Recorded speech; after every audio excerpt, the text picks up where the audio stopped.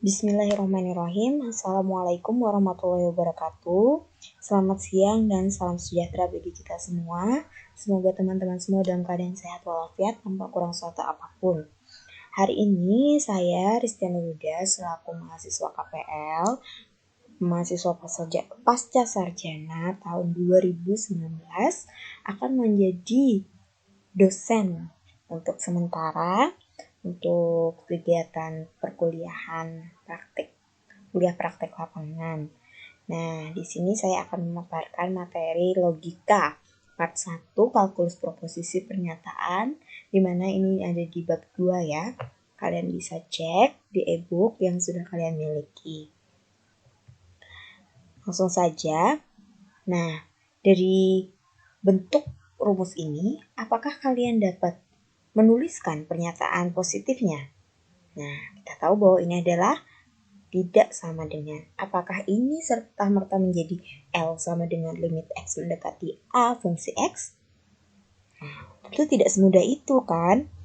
Jika kalian tidak menemukannya, bisa dicek di artikel 4.3 atau kalian bisa pelajari sebelum memasuki pada bab tersebut. Nah, alasannya seperti ini.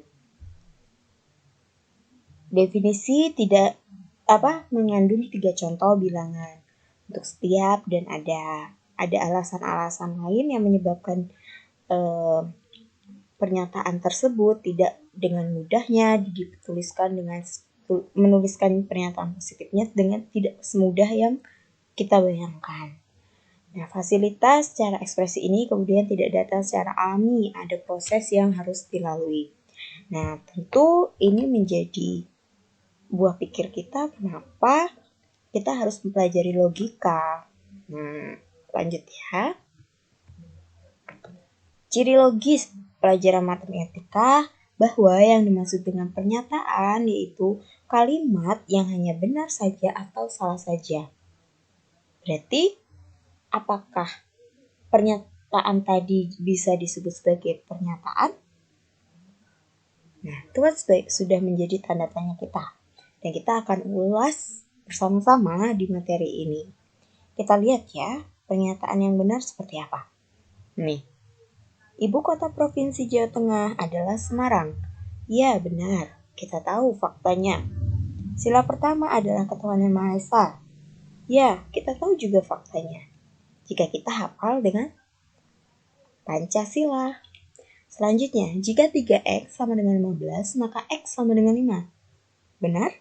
Iya benar, kita bisa substitusikan X sama dengan 5 ke persamaan 3X sama dengan 15. Coba kalian tuliskan 2 contoh pernyataan yang benar secara individu. Tulis tangan aja ya. Nanti kalian bisa foto di akhirnya. Lalu pernyataan salah. Baby mempunyai 2 orang adik. Maka baby ada anak tunggal. Apakah benar? Tentu salah ya, karena baby punya 2 adik. Berarti dia bukan anak tunggal, tapi dia anak sulung. Dan bukan anak tunggal, karena dia punya adik. 1 dekade sampai dengan 100 bulan. Wah, jika kita lalai, kita akan menganggapnya adalah benar. Tapi jika kita benar tahu, 1 dekade itu ternyata 10 tahun. Jadi pernyataannya salah. Jika 1 dekade itu 100 bulan. Karena yang benar 1 dekade sama dengan 10 tahun. Bilangan bulat bernilai negatif. Apakah benar? Tentu salah ya. Nah, coba tuliskan 2 contoh pernyataan yang salah. Contoh bukan pernyataan X plus Y kurang dari 0. Bagaimana kalian menentukan bahwa ini adalah benar suatu pernyataan? Tentu akan menimbulkan kebingungan kan? Nah, terus X plus 3 sama dengan 8. Maksudnya apa? Nah, coba kalian tuliskan 2 contoh bukan pernyataan. Istilah-istilah lain untuk pernyataan yakni kalimat matematika tertutup, kalimat deklaratif, statement, maupun proposisi. Tapi istilah lain untuk kalimat bukan pernyataan itu kalimat matematika terbuka atau kalimat terbuka. Seperti yang tadi, yang kalimat bukan pernyataan itu merupakan kalimat matematika terbuka. Harus berjelas seperti yang matematika yang benar ya. Namun ada beberapa ahli logika dalam bukunya membedakan istilah pernyataan dan istilah proposisi berhubungan dengan pemakaiannya. Tapi pada umumnya para ahli logika tidak membedakan pengertian pernyataan dan pengertian proposisi. Selanjutnya kita akan bahas dengan pernyataan majemuk atau compound statement. Tiap 2 tidak sama dengan 3 atau 2 plus 3 sama dengan 4. Kata penghubung akan dipelajari pada bab ini ya. Jadi, jika kita menentukan benar salah dari pernyataan ini, tentu kita akan menemukan ya jawabannya. Tiap 2 tidak sama dengan 3 atau 2 plus 3 sama dengan 4. Benar atau salah? Nah, jadi mutlak X kuadrat dikurangi 16 kurang 4 atau F adalah fungsi kontinu. Pernyataan majemuk bisa berupa kalimat baru yang diperoleh dari penggabungan macam-macam pernyataan tunggal. Jadi, pernyataan majemuk ini berdiri berdasarkan gabungan dari beberapa pernyataan tunggal. Tuh, digunakan. Untuk menggabungkannya, kita perlu menggunakan kata penghubung. Ayo, apa ya kata hubungnya? Nah, kita akan bahas nanti. Lalu coba kalian perhatikan konsep dasar proposisi kalkulus. Pertimbangan dari pernyataan sin 2pi sama dengan 1 dan fungsi x sama dengan sin x bersifat periodik. Jadi kalau kita lihat berdasarkan pengetahuan trigonometrinya, kita tahu bahwa pernyataan yang pertama salah, sedangkan pernyataan yang kedua itu benar. Tapi jika dengan kalimat seperti ini, dan fungsi sinus adalah periodik, atau jika 2pi sama dengan 1, maka fungsi x sama dengan sin x periodik. Yo, bagaimana? Benar atau salahnya suatu kalimat majemuk ternyata bergantung pada benar atau salahnya kalimat sederhana dari komponennya dan pada karakteristik penghubung yang terlibat dalam kalimat majemuk. Baik, kita masuk ke pernyataan atau proposisi. Pernyataan atau proposisi merupakan kalimat deklaratif yang benar atau salah, tapi tidak benar dan salah seperti kita tegaskan di awal tadi ya. Dan biasanya kebenaran dan benar salahnya ini ditunjukkan dengan tanda T atau S. Kalau dalam bahasa Inggrisnya true false. Kalau dalam bahasa Indonesianya benar salah BS. Satu dan hanya satu yang dapat diberikan pernyataan yang diberikan. Jadi nggak bisa dua-duanya, nggak bisa benar, nggak bisa salah, nggak bisa benar salah. Tapi harus salah satu, benar saja atau salah saja. Nah, itu disebut nilai kebenaran dari suatu pernyataan. Nah, tadi kalian sudah mengerjakan latihan pertama. Baik, kita akan bahas ya. Kita lihat di sini, bulan terbuat dari keju hijau. Tentu ini salah. Mungkin secara tidak sadar, sembarangan kita berpikir, iya benar. Kenapa? Karena bentuknya mungkin seperti keju. Tapi ini tidak tepat. Nah, jadi salah. E pangkat pi pangkat 2 menjadi E pangkat 2pi. Benar, aturan perpangkatan. Kan? Aturan matematisnya sudah benar. 6 adalah bilangan prima. Benar atau salah? Salah. Berapa bilangan prima? Kita tahu 2, 3, 7, 5, 11, dan seterusnya. Jadi 6 tidak masuk dalam bilangan prima. 5 Februari 92 jatuh pada hari Rabu. Ya bisa saja benar, tapi pernyataan itu tidak jelas jika kita tidak mencari tahu lebih dalam. Dan ini membutuhkan waktu kan? Nah, tidak semudah itu yang terbesit di ingatan kita.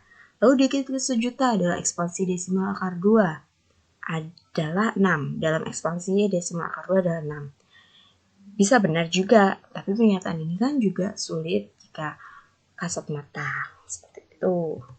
Lanjut. Berikut ini bukanlah pernyataan.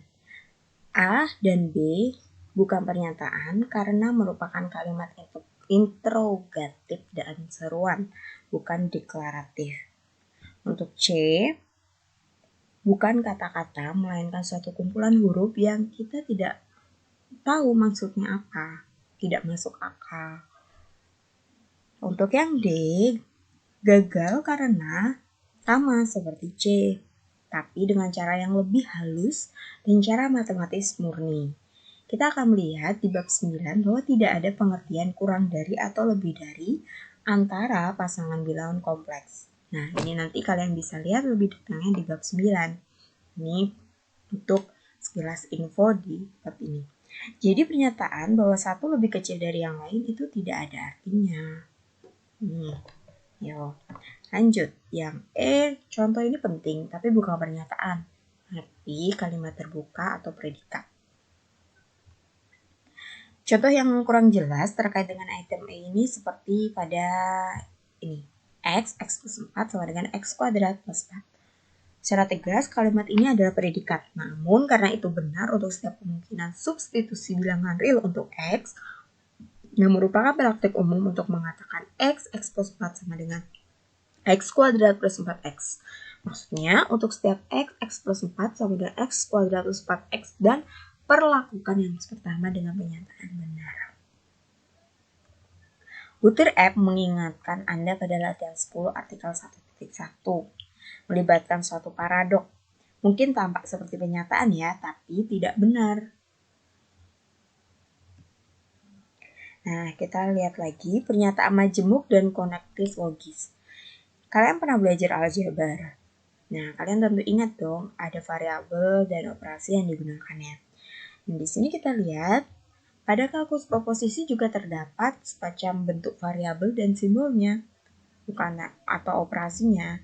Kalau aljabar pakai X, Y, Z, kalau kalkulus proposisi pakai variabel PQR, operasi pakai positif dan perkalian. Kalau kalkulus proposisi menggunakan simbol dan atau dan tanda panah, itu biasanya disebut maka. Nih, negasi, konjungsi, dan disfungsi. Tentu kalian ingat, negasi itu ingkaran atau sangkalan.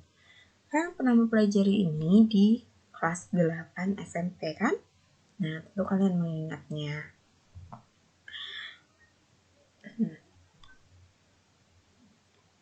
Tabel kebenaran. Jika benar, maka bentuk negasinya salah. Jika salah, maka bentuk negasinya benar. Lalu, benar dan benar selalu bernilai benar. Jika salah satunya salah, maka bernilai salah pada simbol dan. Jika pada Q, jika benar, maka benar. Jika benar atau benar, itu maka bernilai benar.